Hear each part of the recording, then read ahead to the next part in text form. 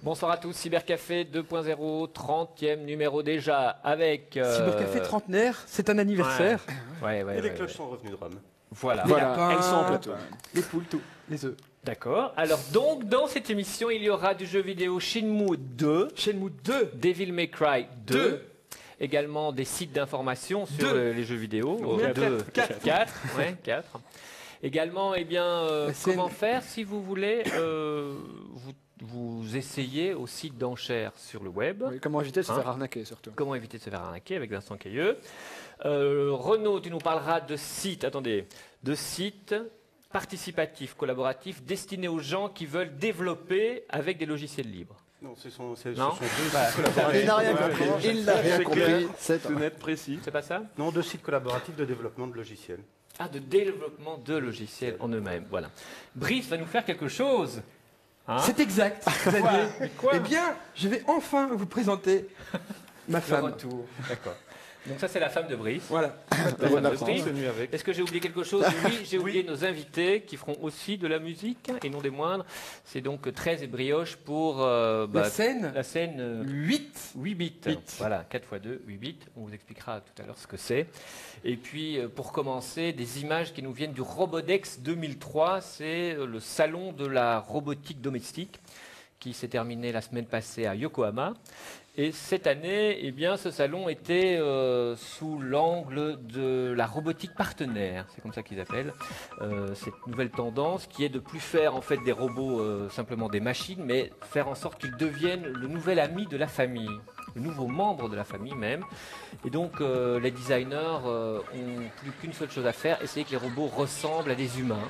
Donc ils leur mettent des yeux, des bras, des jambes, fini les formes délirantes. Il y a du boulot, mais bon, voilà. Alors, une des stars, c'était... Précisons que le robot, c'est celui qui est à gauche. Ouais, c'est ça. Une des stars, c'était l'Asimo de Honda. C'est celui-là qu'on voit. Et donc, qui a fait des démonstrations sur scène. Entre autres, ils sont donc très fluides. Ils peuvent... monter des escaliers, descendre des escaliers à reculons. Enfin bon, donc tout le boulot est fait sur la fluidité des mouvements. Autre star de l'affaire, c'est chez Sony le SD4X2, qui est donc à sa deuxième version. C'est chouette quand il faut l'appeler. Oui, quand il faut l'appeler, c'est chouette. Qui lui, il fait quoi, 58 cm à peu près. Ils sont venus en bande et donc sur la scène, ils ont fait une sorte de boys band, une chorégraphie qui était tout à fait smoothie, c'était très impressionnant. Ils font aussi du tai chi. Ce qui est très impressionnant, c'est que la fluidité du chez les danseurs, quand ils bougent tous en même temps, tu te dis quelle coordination, mais chez les robots, ça donne le même effet. Tu dis quoi, comment ils font pour bouger tous en même temps? Regarde, Xavier, c'est incroyable. Voilà, donc ça c'est les SD4RX2, voilà. Également, alors ils ont d'autres fonctions évidemment qui sont de connaître plus ou moins le langage. Alors ça va entre 200 mots à plus de 10 000 mots pour les plus sophistiqués. C'est presque niveau Renault Larsen, ça. C'est ça, oui, 10 000 mots. Moi je crois qu'il ne connaît pas 10 000 mots. Hein. Un humain, ça tourne autour de 5 000. 2500. Voilà. Alors il y a aussi le Wakamaru qui lui peut reconnaître 2 mètres. Et puis 8 autres personnes qui lui donnent des ordres, mais il ne va pas être tout à fait accro, il n'a que 2 mètres, il comprend 10 000 mots, et lui, il a également des yeux, et donc un visage, et il peut adapter toute une série de faciès, il peut prendre la tête qu'il veut en fonction de son interlocuteur, comme le fait Leafbot, un autre robot qui est celui-là le plus expressif et le plus développé apparemment pour l'instant. Et donc lui, il a 40 expressions préprogrammées et 200 conversations, enfin préprogrammées aussi. C'est beaucoup plus qu'un acteur normal. Oui, si tu veux. Enfin, ça dépend de mais on sait de qui on veut parler. Alors là où c'est un tout petit peu cynique, on va dire, c'est que ces robots sont faits, les 2 derniers en tout cas. Ils jouent au football. Ils jouent au football, ceux-là. Voilà, pour les homes de vieillards. Et donc, le cynisme dans l'affaire, c'est qu'ils disent, bon voilà, pour que les vieux soient en bonne santé, la conversation est très très importante. Et donc, comme ils sont tout seuls, eh bien, avec un robot qui connaît 10 000 mots, au moins, ils vont se sentir un peu moins seuls. Et en Ils vont même pas comprendre ce qu'ils racontent. Il y a une autre application qui est les chiens de garde. Sérieusement. Oui, donc le robot qu'on a vu là à la fin, ce sont des chiens de garde. En fait, c'est des robots qui se baladent dans ton appartement, qui surveillent. Et quand ils voient une intrusion, ils prennent des photos et ils les envoient par Internet sur ton mobile. Oui, dans les couloirs de l'entreprise, etc. Et ils ont un avantage. Ils ne sont pas atteints de pneumopathie atypique. Oui, c'est vrai. Que de Évidemment, quelques tout bugs. ça est très cher. Asimo, c'est Asimo? Oui, Asimo, donc le premier qu'on a vu, il est à l'accueil. Chez IBM et dans 9 autres entreprises, dans une chaîne de grands magasins, entre autres au Japon. Mais pour accueillir le public, ça coûte quand même 165 000 € par an. C'est quand même plutôt un salaire de cadre qu'un salaire de réceptionniste. Voilà.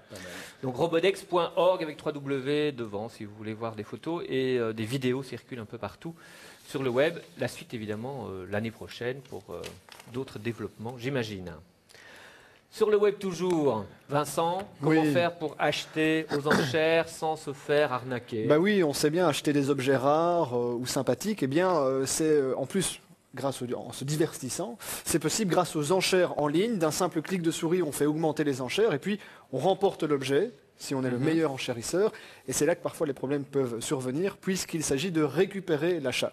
Comment faire confiance à quelqu'un qui peut parfois se trouver à plusieurs milliers de kilomètres? C'est pas forcément facile. Il y a des arnaques, il y a pas mal d'arnaques qui sont passées notamment en France récemment. Un certain Loïc, un Français, qui voulait acheter un ordinateur portable, s'est fait arnaquer, a envoyé l'argent via mandat postal et n'a jamais reçu son ordinateur. Bien souvent, les annonces proposaient des ordinateurs portables bien en dessous de la cote de l'occasion, donc c'était assez alléchant.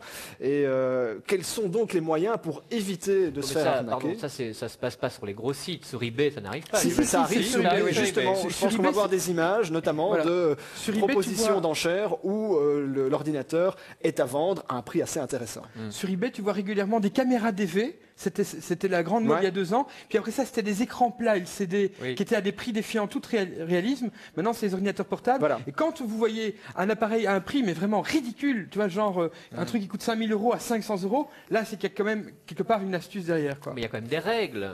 Alors évidemment, il y a des solutions pour éviter, il y a des règles. Et la première solution, c'est d'utiliser les évaluations que propose notamment le site eBay. Le plus connu de ce site est quasi le dernier grand site d'enchères en ligne. Alors les évaluations, ça fonctionne un petit peu comme un bulletin. Lorsque vous êtes content, vous donnez une évaluation positive. Lorsque vous n'êtes pas content, vous donnez une évaluation négative. Et si vous êtes neutre, eh bien vous donnez une évaluation neutre. Ça agit un petit peu comme une carte d'identité du vendeur. Chaque membre d'eBay, vendeur ou acheteur, a sa carte d'identité avec le nombre de points qu'il détient. À chaque vente, l'acheteur dit s'il est satisfait. Alors les arnaqueurs, qu'est-ce qu'ils font? Ils vendent des petites cuillères, des trucs vraiment pas chers entre eux. Et donc, ils font une transaction. L'acheteur dit je suis très content. Puis à un moment, pour faire la vraie arnaque, ils mettent un gros appareil et là, ils trichent. Mais donc le nombre de ventes, il faut voir ce qu'ils ont vendu. Voilà. Si c'était des petites cuillères et des timbres poste et que tout d'un coup, ils vendent un ordinateur portable à 1 000 €, c'est qu'il y a quelque chose d'anormal. Voilà, c'est ce que vient de dire Brice. En fait, les arnaqueurs peuvent créer plusieurs profils et se vendre des objets de faible valeur à l'un autre pour faire augmenter en général, leur c'est de réputation. faible valeur puisqu'il y a une commission que eBay perçoit, donc ils vendent des petits bazars pas chers. Donc choisir un vendeur avec une bonne réputation permet donc de réduire les risques. Mais attention, donc il est toujours possible de se faire arnaquer avec les évaluations. Donc il y a éventuellement d'autres solutions lorsqu'il y a des objets de plus grosse valeur, de plus grande valeur, c'est d'utiliser ce qu'on appelle le tiers de confiance. Alors historiquement, on se souvient que dans les enchères, les vraies, celles-ci, eh bien c'est le commissaire-priseur qui jouait ce rôle. Alors évidemment, sur Internet, pas de commissaire-priseur. Donc les grands sites comme eBay font appel à des sociétés tierces qui travaillent en étroite relation avec eux pour faire le tiers de confiance, pour jouer ce rôle. Notamment en Belgique, eBay Belgique travaille avec tripledeal.com. Le principe est simple, ça se passe en plusieurs étapes. Au lieu de payer directement votre achat au vendeur, vous versez l'argent sur un compte, sur le compte de tripledeal.com. Triple Deal informe le vendeur qu'il a bien reçu l'argent et lui dit voilà, vous pouvez envoyer votre objet vers l'acheteur. L'acheteur reçoit l'objet et s'il est satisfait ou s'il n'est pas satisfait, en fonction de ça, il dit à Triple Deal voilà, versez l'argent au vendeur. Alors ce qui est amusant, c'est que ce tiers de confiance se dit en anglais, Xavier, je te jure, c'est pas une blague, un escroc. Ah bon? Oui, donc tu dois verser ton argent à un escroc. Le mot anglais, c'est escroc. Escroc, oui, voilà. Qui veut dire garant, garant, tiers de confiance. Donc si votre correspondant vous dit veux-tu déposer l'argent à un escroc, il ne faut pas dire non. Donc ce service tiers de confiance, évidemment, a un certain coût. C'est en fonction de la somme d'argent, de la somme de la transaction que ce coût est calculé. Au minimum, c'est 1,60 € dans le cas de Triple Deal qui fonctionne en Belgique. Évidemment, ça augmente si la transaction dépasse les 250 €. Alors dans le cas de Triple Deal est disponible dans 11 pays d'Europe. Plus les États-Unis. Si vous devez effectuer des transactions en dehors de ces pays, eh bien, il y a d'autres sociétés, par exemple comme www.escrow, justement, .com, où là, la commission est un petit peu plus élevée, minimum 15 €, et en général, les commissions sont de 3 à 6% de la transaction. Mais il y a un avantage à passer par Triple Deal, petite parenthèse, c'est qu'on peut payer et faire son versement sur un compte en Belgique. Donc on paye 1,60 € à Triple Deal, mais on fait un versement en Belgique et ça coûte beaucoup moins cher qu'un virement international. Donc quelque part, votre 1,60 € est compensé par le fait que vous ne voulez pas faire un virement international. Donc si vous devez faire une transaction avec un Américain, vous ne devez pas utiliser de grosses transactions internationales qui sont lourdes et bien souvent chères. Dernière solution donc pour pouvoir faire des transactions en ligne, c'est d'utiliser PayPal, le site paypal.com, disponible dans 37 pays du monde. Malheureusement, le site internet est uniquement en anglais. Là, c'est un système qui fonctionne par email. Vous ouvrez un compte chez PayPal. L'autre personne avec qui vous souhaitez faire le deal ouvre également un compte chez PayPal. Le service est complètement gratuit et vous envoyez simplement la somme via un email avec un petit message, dire voilà, je t'envoie 30 € pour tel objet. Malheureusement, PayPal ne garantit pas que vous allez recevoir votre objet. Donc ça fonctionne pour des transactions internationales, c'est gratuit, ça a l'avantage d'être gratuit, mais vous n'êtes pas sûr de recevoir votre objet, et donc c'est valable pour des petites transactions, pour des petits objets. Des logiciels, des choses comme ça. Pour des petits objets de manière générale. Voilà, tout simplement. Très bien. Évidemment, tous ces sites sont déjà sur le site de Cybercafé. www.cybercafé.tv. Voilà. Renaud, maintenant, nous allons essayer de comprendre de quoi il s'agit. Moi, je n'ai pas compris. Manifestement, je n'ai pas bien compris. Non, mais SourceForge, en fait, est une initiative de Tim Perdue qui travaillait chez VA Linux, de créer un site collaboratif de développement. Autrement dit, admettons, tu as un projet de développement d'un outil logiciel pour le multimédia et dédié aux journalistes, et tu commences à développer, ou tu as l'idée, tu la mets sur SourceForge pour proposer à d'autres des développeurs de participer au développement. Et à partir de ce moment-là, il y a une forme de comité qui se constitue et qui va décider finalement des fonctionnalités qui seront ajoutées à ton logiciel. Et finalement, tu es le maître d'œuvre et tu vas aussi décider en dernière instance, voilà, la fonctionnalité proposée par Xavier, par Laurent, sera ajoutée à la version que l'on va mettre à disposition. SourceForge a rencontré un succès gigantesque parce que ce sont plusieurs milliers, centaines de milliers de développeurs qui se sont affiliés à SourceForge.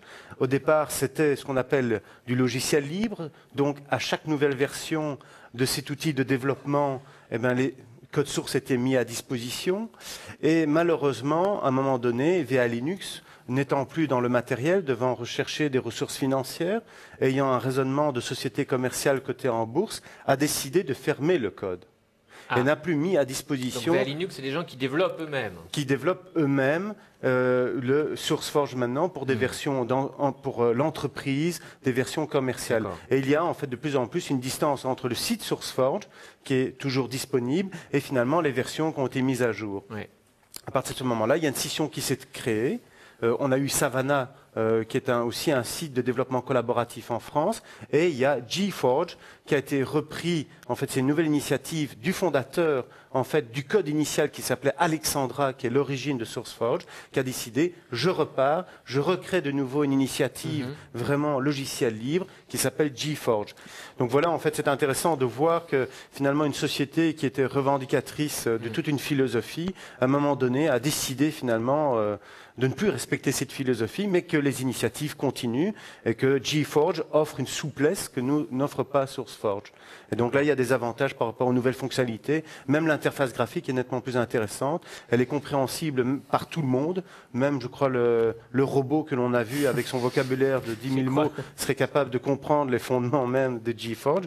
Et donc, j'invite tout le monde à aller voir ces deux sites et puis de lire un peu les interviews de Tim Perdue parce que c'est toujours intéressant de voir comment finalement une société vole une création d'une certaine manière, d'une équipe.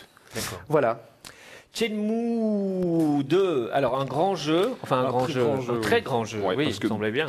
Toujours dans notre série Sega recycle ces grands jeux et on ne s'en plaindra pas. Donc en fait, Shenmue c'est un monument du jeu vidéo sur Dreamcast. Ouais. Le premier était sorti, je pense, il y a presque 3 ans et maintenant ça arrive enfin sur Xbox. Donc pour ceux qui n'auraient pas eu la chance de connaître ça à l'époque, puisqu'il a mis longtemps à arriver jusque chez nous, ce jeu japonais, la bonne idée que Microsoft a eue pour la sortie du 2, c'est d'inclure un CD-ROM, le film, voilà. Le film du premier épisode. Le film du premier épisode qui était même sorti à l'époque dans les salles à Tokyo. Qui en fait c'est un véritable film C'est un véritable film. En fait, ils ont remonté toutes les scènes cinématiques du jeu. Et pour une fois, enfin, même si c'est rare, c'est important parce que chez nous, c'est un vrai jeu basé avec un scénario dense et intéressant. Donc, c'est assez indispensable pour pouvoir vraiment apprécier à sa juste valeur ce titre grandiose. Alors, le scénario, justement, de quoi ça parle, Gilles? Eh bien, moi, je ne connais pas du tout Shenmue. Enfin, c'est pas étonnant. Moi, je ne connais pas les jeux vidéo, donc... Mais écoute, moi je connais pas les jeux vidéo, mais là je me suis plongé dedans et si j'ai bien compris, c'est un peu mystérieux. Il part à la recherche des assassins de son père. C'est ça, en fait, ça se passe au Japon en 1986. C'est Ryo Azuki, le fils d'un grand maître en arts martiaux. Il voit son père assassiné sous ses yeux. Donc, c'est un peu un mélange de tout. En fait, le jeu a été créé par Yu Suzuki, qui est en fait le créateur de Virtua Fighter, donc un des premiers jeux de combat en 3D. Ce n'est pas un jeu de combat, c'est un mélange d'un peu tout. C'est une sorte de jeu de rôle tout en un. Ce qui marque dans Shenmue, c'est vraiment l'immersion dans un univers cohérent. Donc il y a plein de particularités dans ce titre qui font qu'on a vraiment l'impression d'être plongé dans une histoire, dans un scénario important avec un but. Par exemple, au niveau du principe, ils ont développé un système qui s'appelle le système, ils ont baptisé ça Free, qui permet d'interagir, par exemple, déjà avec toutes les personnes qu'on va rencontrer dans cette ville, on a la possibilité de leur parler ou de leur demander des choses. C'est assez surprenant parce que généralement dans les jeux qui essaient de restituer une ambiance comme ça de ville, il y a très peu de personnages interactifs. Et ici, n'importe qui. Il y avait déjà eu une ébauche dans GTA 3, mais on pouvait juste les insulter ou les frapper, donc c'était pas très... Tandis que là, tu as vraiment l'illusion que tu peux te dépasser de manière totalement libre partout où tu veux dans la ville, même si par moments ça s'arrête et ça recharge. Et puis dès que tu vois quelqu'un, tu peux t'en approcher et il y a une interaction qui varie. Il va te proposer de te guider, de t'aider, ou il va proposer de faire un bras de fer, ou de donner à manger, ou de conseiller. C'est vraiment une impression de liberté complètement étonnante. Et la grande particularité du titre qui fait que c'est d'autant plus réaliste, c'est que la notion du temps est assez particulière dans ce jeu. En fait, le temps continue à défiler tout à fait de façon réaliste, comme dans la vraie vie, c'est-à-dire que les actions qu'on va entreprendre en fonction de l'heure où on est et de l'endroit où on est, on a une incidence directe avec le scénario. Pas la peine d'aller frapper à la porte aux gens à 3h du matin, les gens dorment.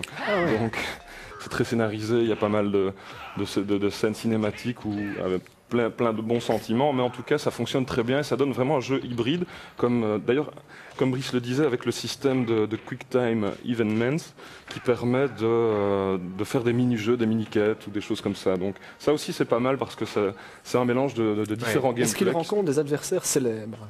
Non, rien de spécial. Par contre, au niveau des choses célèbres, on a par exemple la possibilité de rentrer dans un Luna Park, dans cette ville-là, et de rejouer à des jeux comme Outrun, donc tous les jeux mythiques de Sega. C'est complètement hallucinant parce qu'on est avec une Xbox et on se retrouve à jouer à Outrun ou bien Afterburner, donc c'est assez sympathique. C'est des petits easter eggs un peu cachés. Mais la notion du temps, ça permet de faire des choses très intéressantes. Par exemple, on te dit à un moment, tu dois aller te réfugier dans un hôtel. Puis tu rentres dans l'hôtel et il n'y a personne. Puis tu te rends compte que tu dois d'abord aller te balader, puis revenir le soir. Et donc la notion de temps, quand tu joues, un joueur a tendance à perdre la notion du temps. Il ne sait pas s'il a joué 1 heure ou 4 heures ou 5 heures. Je ne sais pas si vous avez un peu de même manière expérimenté ça. Ben là, justement, tu dois au contraire être conscient du temps et te dire « Ah, maintenant il fait un peu sombre, je vais peut-être en profiter pour aller à l'hôtel. » Tu vois ? De même manière que si on prend une chambre à l'hôtel et qu'on n'a pas d'argent, puisqu'à un moment le héros se fait dépecer, il faudra en gagner d'une manière ou d'une autre. Et s'il est 3 heures du matin, ça va être un peu difficile. Il n'a pas de carte Visa. Il n'a pas de carte Visa, il ne fait pas de paiement. Alors moi j'ai une question, puisque tu as l'air d'avoir joué. Est-ce que tu peux monter sur la moto de la magnifique jeune fille Je ne suis pas encore allé jusque-là. Ah zut, il y a une merveilleuse jeune fille qui de temps en temps tu la croises à moto, elle vient te dire coucou et tout. Moi je cours après, j'ai jamais réussi à rattraper la moto. Mais en tout cas, tous les éléments dont on vient de parler font de Shenmue un titre vraiment indispensable sur Xbox. Ça peut sembler un peu classique finalement en soi, mais tout qui s'est plongé dans l'univers de Shenmue se rend compte que c'est vraiment quelque chose de grandiose et voire même d'obligatoire. Non, mais Brice, il est tout excité parce que pour une fois, il est resté.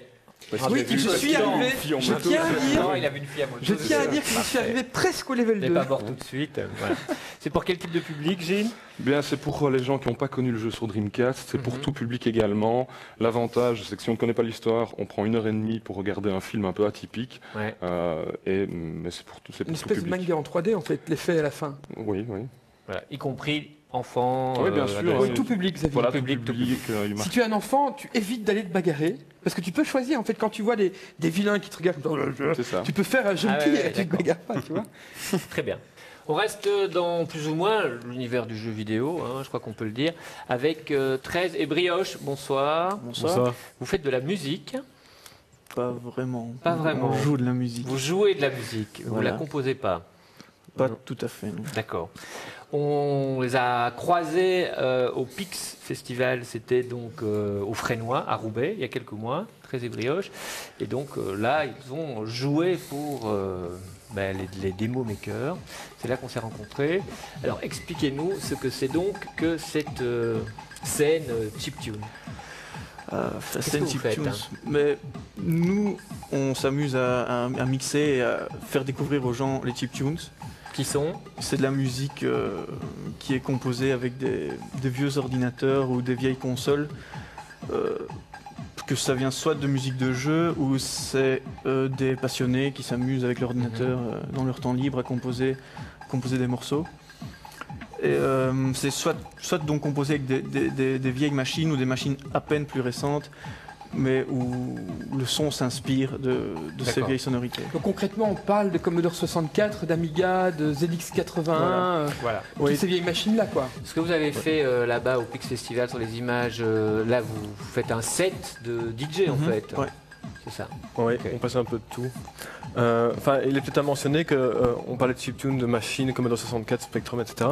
Il y a aussi des gens qui composent sur des moyens, des trackers contemporains sur PC. Ils pourraient faire du gros son ou du 16 bits, mais clairement, volontairement, ils restreignent leurs moyens. Et donc ils essaient de faire le morceau le plus petit et tenir sur quelques kilooctets et avec le maximum d'effets. D'accord. Donc il y a quand même un côté performance technique. Oui, c'est certainement clairement présent. De place. Ça, c'est vraiment un ZX80. Alors, petite démonstration, si vous voulez bien. Vous avez fait un petit parcours historique. Bon, on va commencer par le maître de la discipline qui est Rob Hubbard, qui est un compositeur anglais qui a fait la plupart des jeux connus, enfin la musique de la plupart des jeux connus sur Commodore. Donc là on va jouer Delta. Voilà, donc ça c'est Delta. C'est très rock'n'roll.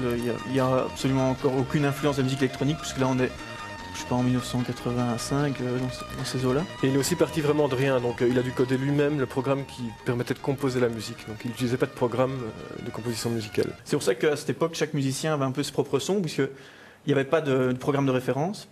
Ils faisaient tous plus ou moins leur programme, et donc si quelqu'un avait trouvé un effet, une combinaison particulière de son, il l'avait dans tous ses morceaux et les autres n'arrivaient pas à l'avoir. D'accord. Ok.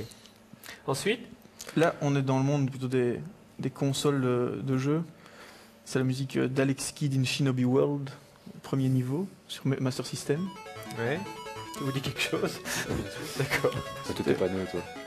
Donc là, c'est très happy, ça motive les gens à continuer à jouer, même quand ils perdent des vies.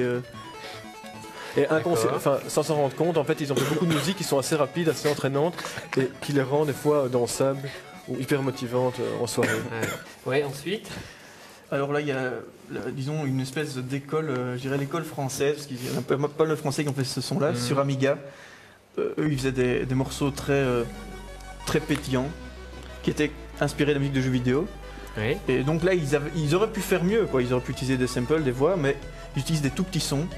Et ça produit des musiques comme celles qu'on entend pour l'instant. D'accord. Donc ça, c'est Amiga, oui. Alors là, on fait un petit retour sur le Commodore 64. Ouais. On est en 96. Et il y a un certain Tom K qui s'amuse à faire un remix des Spice Girls. Enfin, pas vraiment un remix, c'est plutôt une conversion quasiment en Commodore. Ouais, il faut dire que ça a été toujours très présent, ça, le fait de reprendre des tubes et la manière dont il avait écouté une fois la radio et il le retranscrivait sur leur console. Et ils partent pendant 30 secondes à essayer d'imiter le thème original, puis ils font leur petit solo qui a un peu rien à voir dessus. Toujours assez amusant. Il y a des fois 25, 30, 40 versions du même morceau d'Axel F. Est-ce que tous ces morceaux, toute cette production se retrouve quelque part sur le web, j'imagine, mais en écoute libre, ou bien il faut acheter les morceaux, ça sort sur CD? Il faut fouiner, les gens mettent à disposition leur base de données, et il y a des gens qui collectionnent, donc les sites par exemple, il y a une collection de 30-40 000 morceaux qui est en permanence disponible. Ah oui, d'accord. Donc ça, on peut downloader 30 000 morceaux en un coup. Ça fait quelques C'est quelques soirées déjà. Déjà, tu ne peux pas les écouter de ton vivant, tu vois. En un an, on a dû parcourir peut-être 20% à 30% de l'ensemble des morceaux qu'on a donc connectés. des 30 000 morceaux, tu nous en as écouté 20% C'est impossible de faire Il y a des sources, il y a vraiment Surtout différentes s'ils sont sources. tous comme celui-là, il faut déjà bien s'accrocher pour s'en taper une nuit. Parce que ça, c'est des processeurs 8 bits, Xavier. Donc il y avait 256 valeurs disponibles pour chaque échantillon. Donc par rapport au son qu'on a l'habitude d'entendre sur un CD ou un son échantillonné où tu passes à 65 000 valeurs, c'est vraiment très cru, quoi. C'est vraiment très dur. Donc, et puis aussi, il y a un nombre de canaux limité. Donc il y a 3 canaux. Faut dire, ça devait être inspiré du rock au départ, mais on n'a pas l'impression qu'ils sont limités à ces 3 canaux quand on entend une musique pareille. On voit des choses qui viennent de partout, plein d'instruments, mais en fait, c'est purement techniquement s'arranger à faire que tout rentre sur un canal, les rythmiques et la basse en même temps. Ouais. Et alors, le son, évidemment, est influencé par ça. Les arpeggios, par exemple, quand on entend des accords, c'est souvent le même canal qui fait des accords en succédant rapidement 3 notes. C'est comme du tapping en guitare. Techniquement, c'est des fois... on se rend pas compte de ce qu'ils veulent pas faire. mal encore pour un truc 8 bits, hein. Pour aller voir comment ils font et écouter la musique, il y a une soirée entière. Donc c'est le 3 mai, ça s'appelle Microbe Outburst, avec 2 lives, Concarland et Lobat. Lobat qui fait du Game Boy, Voilà. Et puis 3 sets donc, de DJ Hypercute, Daryl Frigobox et Très Brioche. Voilà. C'est que des Belges. Ces gens-là, c'est ça. Donc. Ok, la suite de Cybercafé 2.0 juste après la pub. À tout à l'heure.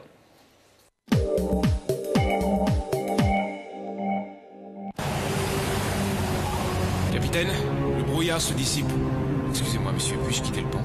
Permission accordée. Vitesse à 18 nœuds. Capitaine! Capitaine, venez vite! Capitaine est là! Mon Dieu. Les télécommunications auraient pu changer l'histoire. Et si vous changez la vôtre? Belgacom.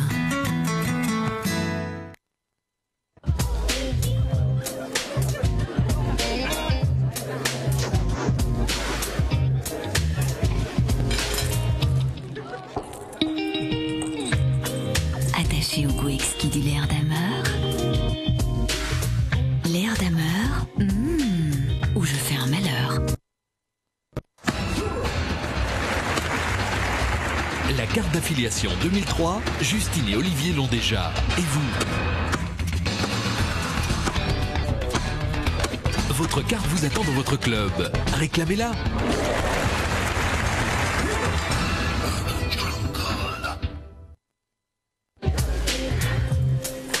Découvrez maintenant l'Air d'Hammer Light Life. Délicieusement léger, mais aussi irrésistible.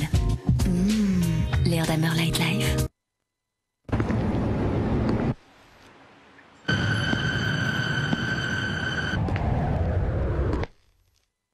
Et vous, l'argent, ça vous fait marcher?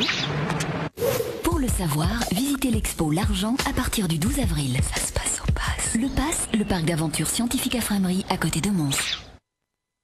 Le Bogeytown Festival, au parc à mitraille de Cours-Saint-Étienne le samedi 3 mai de 10h à minuit. Spectacle de rue et podium musical avec Jesus Volt, Mike Amara Jr., Michael Keaton et en tête d'affiche le légendaire Golden Earring.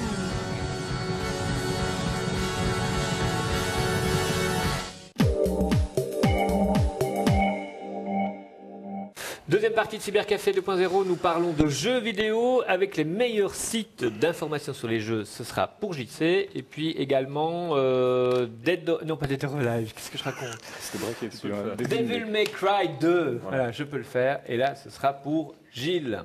Brice nous fera une démonstration musicale avec le Mad Player et Renaud nous parlera d'un bouquin de Dominique Volton. L'autre mondialisation, à ne pas confondre avec l'altermondialisation, ça n'a rien à voir. D'accord.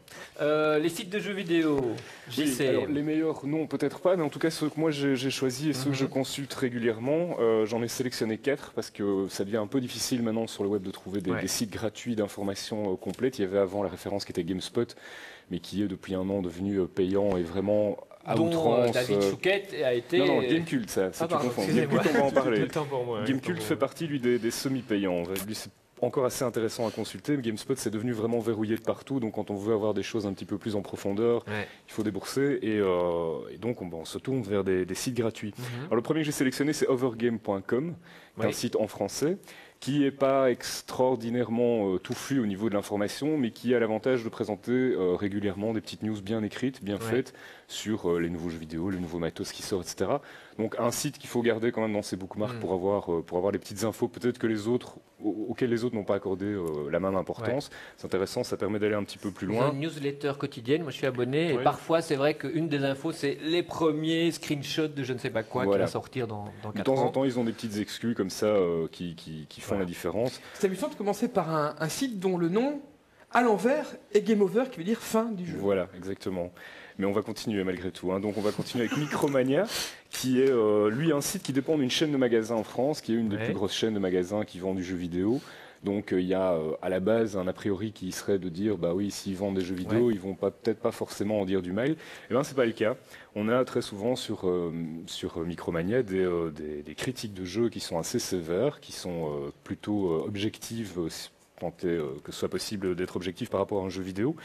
Et ils couvrent aussi toute l'actualité, donc à savoir les consoles. Ils vont même encore jusqu'à la PS1 et la Nintendo 64 quand il y a encore des choses qui se passent, voire même la Dreamcast. Et bon, les consoles actuelles, PlayStation 2, GameCube, Xbox et bien sûr le PC. Et donc on peut leur faire confiance quant à la qualité de leurs critiques. Elles sont en général peut-être un peu courtes et pas assez fouillées, mais en tout cas elles sont assez honnêtes par rapport au jeu en lui-même. On trouvera rarement sur Micromania des jeux qu'on sait vraiment d'aubesque, être coté 18 sur 20 par exemple.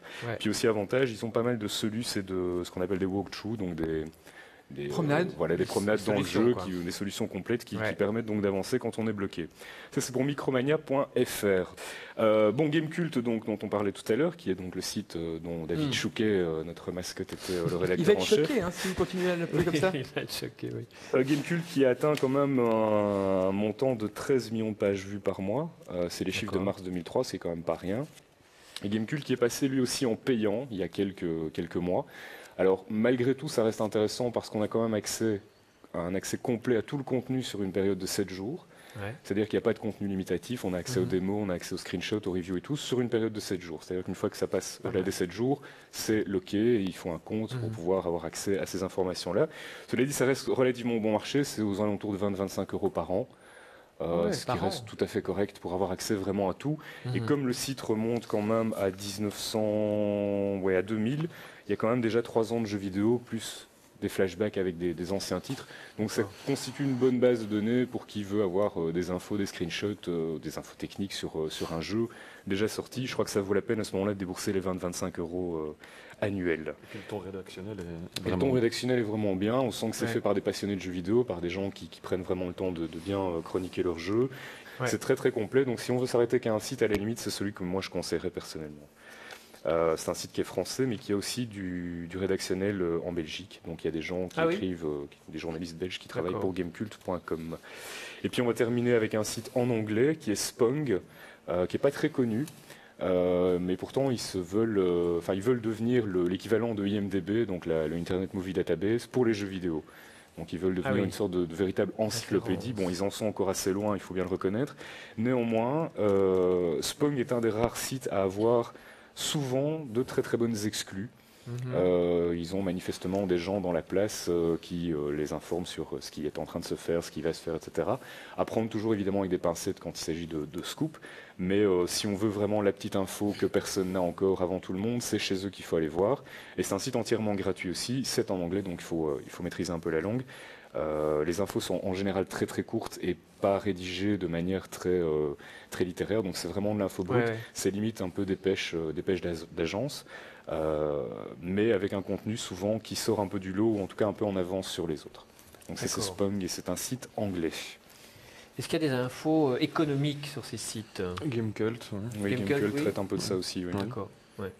Bon, sinon il y en a d'autres, hein, mais moi c'est ceux que je consulte le plus régulièrement et qui sont, je veux dire, si pas complètement gratuits comme Gamecult, en tout cas accessibles même sans payer pour avoir du contenu intéressant. Bien, évidemment, toutes ces adresses sont déjà sur le site cybercafé.tv. Brice va nous sortir son objet magique, le Mad Player. Brice. Oui, Xavier. Ce truc qui fait de la musique. Ce truc qui fait de la musique, entre autres, et qui est en fait c'est une petite révolution dans le monde de la musique, puisque c'est le premier appareil qui fait de la musique générative. Alors, qu'est-ce que la musique générative? C'est de la musique générative, interactive. C'est quoi la musique générative? Eh bien, au lieu de créer des motifs, des patterns qui existent déjà, eh bien, l'instrument qui là va composer dans des styles musicaux prédéfinis. Sur base de ces règles de composition musicale, il va créer pour vous des morceaux. Et vous allez pouvoir les manipuler, puisque c'est interactif, en allant morceau par morceau changer la ligne de basse ou la ligne de riff, la ligne de pad, etc. Donc pour cela, c'est très simple. Tu prends ici une interface qui te permet de choisir un style musical, hip-hop, hard rap, rhythm and blues, downbeat, raka. Il y en a 24 dans la nouvelle version qui est sortie la semaine passée. Voilà. On va prendre un style, par exemple, drum and bass. Voilà. À la mode. Je fais play. Après avoir fait un petit calcul de quelques secondes, eh bien, il commence à jouer la partie introductive de ce morceau. Et là, je vois qu'il y a une track de drum qui est en train de jouer, une track de basse. Il y a du riff, il y a un lead qui n'est pas encore en train de jouer, il y a des pads qui ne sont pas actifs et il y a des nattes de fond qui ne sont pas actifs. Alors tu peux rentrer dans les tunnels et dire, eh bien, ce rythme-là ne me plaît pas, eh bien, crée-moi-en un autre. Et là, il va composer toujours sur base de l'algorithme et en tenant compte de ce qu'il y a dans les autres tracks, une nouvelle ligne de rythme. Même chose pour la basse. Et je peux comme ça lui demander d'en composer jusqu'à ce qu'il y en ait une qui me satisfasse. Une fois que c'est composé, eh bien, je peux changer le son de la basse et je peux commencer à manipuler chaque son. Il y a aussi des effets de filtrage. Donc par exemple ici, je peux changer le pitch. Je peux changer la vitesse, je peux mettre des filtres du style écho ou reverb sur chacune des pistes. Et donc je vais de cette manière-là composer un morceau qui après va être manipulé mélodiquement pour suivre une composition musicale tout à fait classique. Alors ce qui est très très rigolo, c'est qu'il y a un petit casque qui est livré avec, voilà. Je vais le mettre, je vous promets, je ne chanterai pas. Je suis à voilà. Le truc. Ce petit casque comporte un petit micro, comme celui qu'on écoute, on utilise pour Cybercafé. Et il y a la possibilité d'activer ce casque et de commencer à manipuler le... C'est là que ça commence à me faire peur en fait. C'est là que ça commence à me faire peur. Bon alors je vais abandonner sur le casque. Il y a un lecteur de carte MMC de 32 MB. On s'en fout. Il y a la possibilité d'écouter la radio. On peut même écouter Radio 21. Voilà. Bon on le capte pas ici, c'est pas grave. On peut écouter n'importe quel morceau en WMA en MP3. Donc c'est un lecteur MP3, c'est une radio, c'est un synthétiseur. Et ce qui est absolument génial évidemment, c'est que les morceaux que vous composez peuvent faire appel à des échantillons. Alors petite démonstration, on va prendre un morceau déjà composé pour gagner du temps, voilà. On va appeler ça Brice, voilà, comme ceci, voilà. Donc le morceau roule, je vais maintenant me placer dans la track des échantillons, voilà. Ici je vais lui demander de choisir un échantillon, alors je l'ai fait défiler, voilà. Il y en a un qui me plaît, on va attendre que le morceau se mette en route, parce que nous sommes dans la partie introductive, voilà. Allez, je lance un petit échantillon.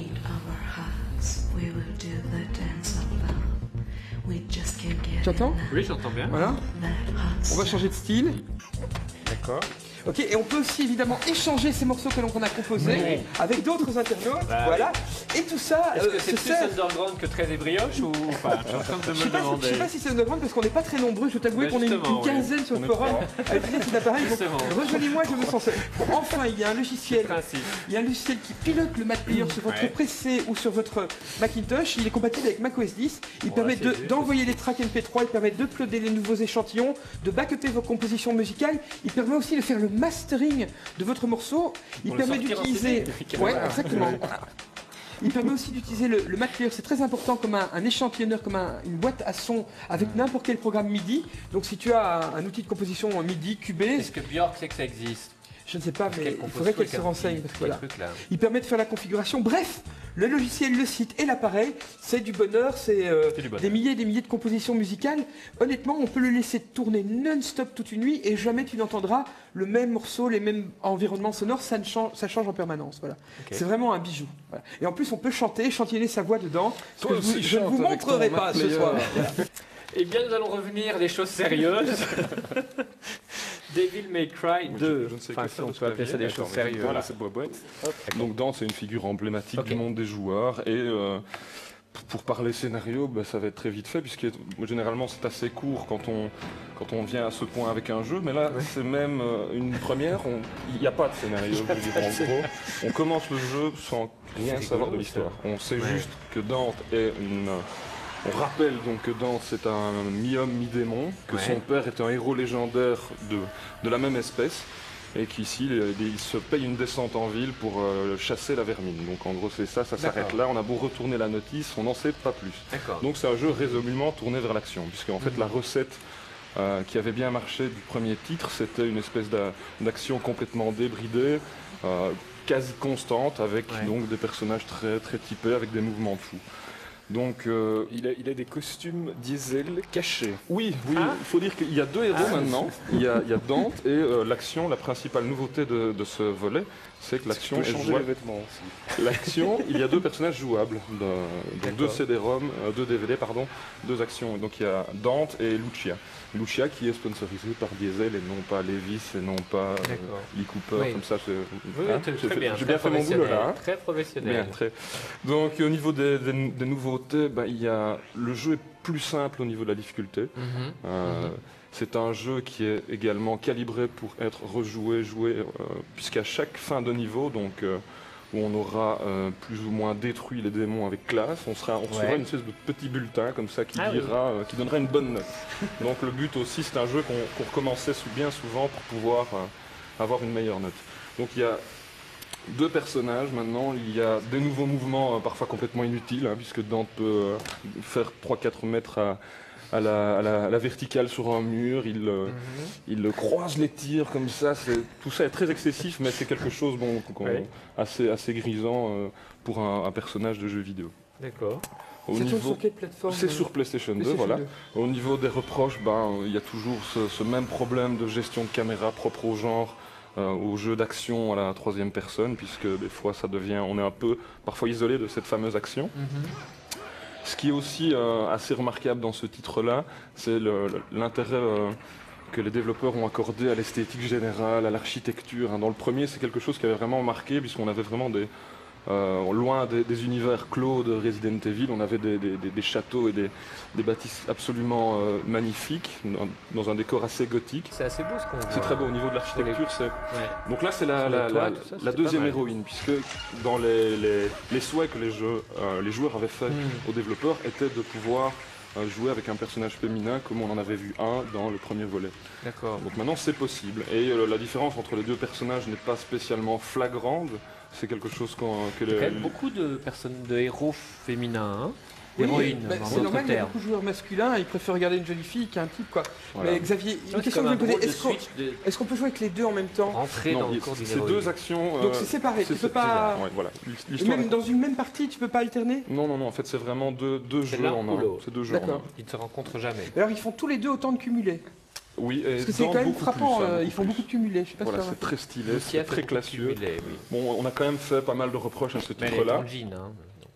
On a fait pas mal de reproches à ce titre-là, mais bon, il faut simplement rappeler que Tout comme tout deuxième volet, l'effet de surprise ne joue plus. Oui, les joueurs. En fait, oui. Voilà, ce n'est pas vraiment un mauvais jeu, c'est pas un titre extraordinaire parce que évidemment l'effet de surprise est passé. Les joueurs Dante a beaucoup de fans, donc on est d'autant plus exigeant. Donc pour moi, c'est-à-dire qu'on s'attendait à ce que le personnage principal fasse des cumulés, quoi. Oui, on en voulait peut-être beaucoup trop, quoi. Finalement, tu sais que les cumulés, c'est de moins en moins pratiqué, hein. C'est vrai. L'autre jour, j'étais voir un ami dans un restaurant et je fais un cumulé, tout le monde m'a regardé bizarrement. Pourtant, Devil May Cry, il n'arrête pas, quoi. C'est la crise.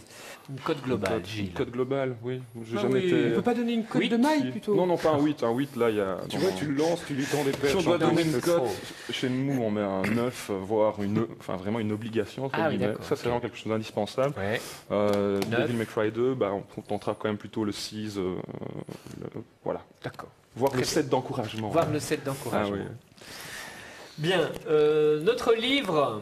Quelle rude transition. Quelle rude transition, je n'en sais rien. Mon Dieu, les jeux vidéo et la mondialisation culturelle, hein, pourquoi pas. Pourquoi pas. Dominique Volton, donc. Donc, Dominique Volton, l'autre modélisation. Dominique Volton est directeur de recherche au CNRS et directeur de la revue Hermès.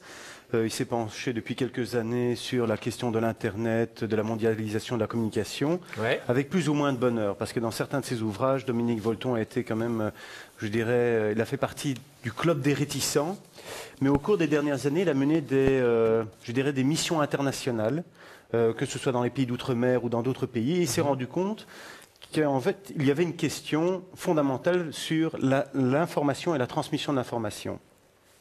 Alors l'enjeu de ce livre, c'est penser les conditions de la mondialisation de l'information et de la communication afin que ça ne devienne pas une bombe à retardement.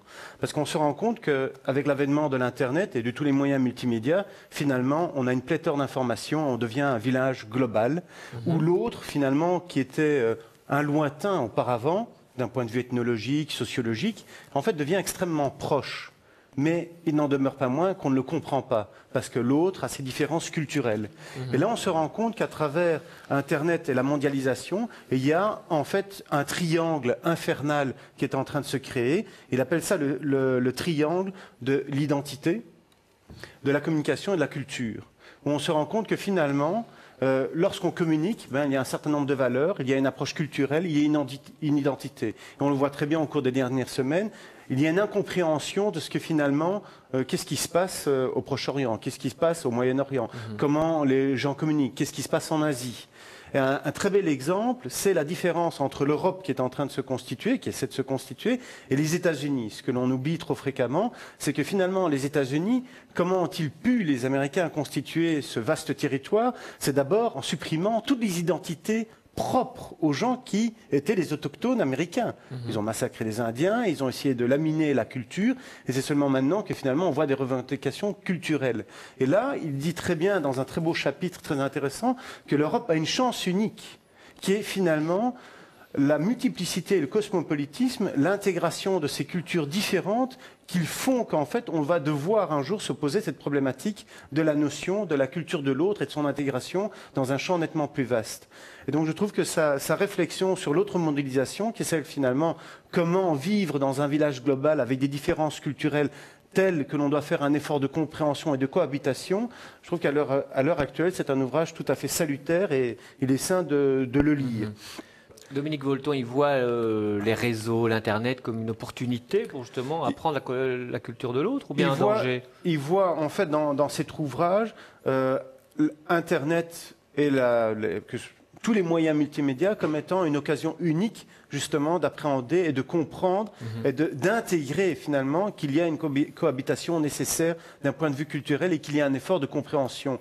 Donc il est plutôt maintenant en faveur de l'Internet, et ça c'est vraiment grâce aux missions qu'il a menées outre-mer, et il se rend compte que en fait il y a un effet positif lorsqu'on voit ce qui se passe dans les pays ACP ou dans d'autres régions du monde, du fait des liens que nous avons eus à un moment donné, qui était le moment de la colonisation puis de la décolonisation. Il y a un dialogue qui est en train de s'instaurer, et à travers Internet, il y a des échanges culturels qui peuvent avoir lieu. Mais il souligne très bien qu'il y a un effort de compréhension. L'autre, en fait, il y a une proximité, mais nous ne le comprenons pas parce que nous ne faisons pas cet effort d'intégration culturelle. D'accord. C'est quelque chose également qui se traduit dans les jeux vidéo. On voit le nombre d'années parfois qu'il faut un titre japonais pour arriver chez nous avec les localisations. On voit aussi la peur que c'est de nous donner une différence culturelle au travers d'un jeu. Il y a des jeux dont on change les titres, où on débride les personnages par rapport à ces responsables de localisation. Et on voit également des jeux vidéo maintenant qui sont calibrés pour l'Europe ou pour... Alors ce qu'il dit aussi, et qui est très important, il ne faut pas oublier qu'il y a eu toujours cette différence, ce gouffre monumental entre le Nord et le Sud d'un point de vue économique. Il ne faudrait surtout pas recréer ce gouffre-là au niveau de l'information et de la communication, au niveau d'Internet. Donc là, il y a un risque que l'on crée exactement la même disparité et qu'effectivement, on créerait des problématiques insurmontables au niveau de la compréhension, de l'acceptation de l'autre. Donc là, je dirais à la limite, ce livre est un ouvrage tout à fait encourageant et on peut se dire que face à tous les extrémismes, qu'ils soient religieux ou politiques, eh ben là, il y a un outil de réflexion qui est à portée de main et qui est tout à fait accessible. Ce n'est pas du tout un ouvrage compliqué. Et il tranche par rapport aux positions qu'il avait prises auparavant. Donc j'invite l'autre mondialisation chez Flammarion. Voilà, merci Renaud. Nous allons terminer l'émission avec encore un concours. Des concours, Xavier. Des concours avec un premier concours où vous allez pouvoir gagner, je tiens à vous le montrer, voilà, vous allez pouvoir gagner cette souris que JC connaît bien puisque tu as la même. Voilà. Donc c'est une des premières souris, c'est Logitech qui fait ça. C'est une souris sans fil qui est pour la première fois adaptée aux jeux vidéo puisqu'elle a un temps de réponse qui est supérieur aux souris sans fil classiques et donc elle permet de jouer en tout confort sans se rendre compte finalement qu'il n'y a pas de fil. Est-ce qu'elle fait lampe de poche ? Quoi ? Est-ce qu'elle fait lampe de poche ? Elle fait lampe de poche rouge mais très ciblée. Voilà. Elle a un autre avantage, c'est qu'elle dispose de batteries qui se rechargent automatiquement quand on la met dans le petit support. Ouais. Voilà. Alors nous en aurons 2 à gagner dans Cybercafé, offerts par Photohall. Tiens, Xavier. Alors on a aussi à vous offrir des claviers sans fil. Donc voilà, je vais juste montrer un truc. C'est très amusant ces claviers-là, car d'abord ils sont compatibles Mac PC, mais surtout tu as des touches, Xavier, qui te permettent directement de contrôler le volume de ton lecteur de musique, etc. sans devoir. Touche shopping. Hein, voilà, il y a une touche shopping. Et il y a même une touche shopping. Voilà, claviers sans fil Logitech qui sont aussi livrés avec une souris sans fil. Qui est vraiment bien et qui permet de surfer dans son lit. Voilà. Eh bien, nous en aurons 2 à offrir, mon cher Renaud. Tiens. Merci. Donc, ce seront des cadeaux que vous pouvez gagner sur le site cybercafé.tv. Le plus gros cadeau, Xavier. Oui. Il est tellement gros que je vais demander à Renaud de m'aider à le prendre. Mais pourquoi moi ? Parce que tu es plus fort que moi. Voilà. C'est en fait un ensemble de baffes Logitech Z560. Le seul intello musclé de la télévision belge. Renaud Larchel. Alors Paul-Henri serait là, il vous dirait ce sont des 5.1. Voilà, Paul-Henri serait là, il vous dirait ce sont des 5.1, ce sont les Z560, c'est pas compliqué, ce sont des baffles donc 5 points, donc, voilà. Mais ils ont la particularité d'être certifiés THX, c'est donc les premiers baffles pour micro-ordinateur certifiés THX. Eh bien, ces 5 prix sont à gagner sur le site de Cybercafé. Pour les gagner, il y a un mot de passe. Le mot de passe cette semaine, Xavier, sera... C'est rien, moi. Ce sera j'en sais rien. Voilà, le mot de passe de semaine est j'en sais rien. Donc des cadeaux offerts par Photohall. Et puis pourquoi pas Chouquette ? Nous aurons choisir un mot de passe. Je crois que je vais le connaître. Non, il faut choisir. Non, tu dois le choisir. Tu dois le deviner. Voilà. Puis on aura aussi un petit cadeau très sympa. On devait l'offrir la semaine passée, mais on n'a pas eu le temps. C'est un DVD d'un film qui s'appelle La vie est belle, si tu peux le tenir, Gilles. Voilà, La vie est belle avec Roberto Benigni, même 2 Roberto Benigni. Je ne sais pas si tu as vu ce film. Oui, je l'ai vu. Magnifique. Voilà, on aura 5 versions en DVD. C'est offert par Dr Hautecœur, voilà, pour les pizzas Ristorante qui aident Cybercafé. C'est tout ? Voilà, 5 à gagner. Et pour cela, les jeux vidéo, c'est quand même très cliché. Hein. Mais c'est un film magnifique. Je ne sais pas si tu l'as vu. Ça change des jeux vidéo de temps en temps, ça fait du bien. Alors il y aura aussi pour le gagner, vous allez sur le site cybercafé.tv et tout est expliqué. Comment le gagner. Voilà. Bien. À la semaine prochaine, donc 19h sur la 2. Et rendez-vous sur le site cybercafé.tv toute la semaine. Au revoir. Au revoir.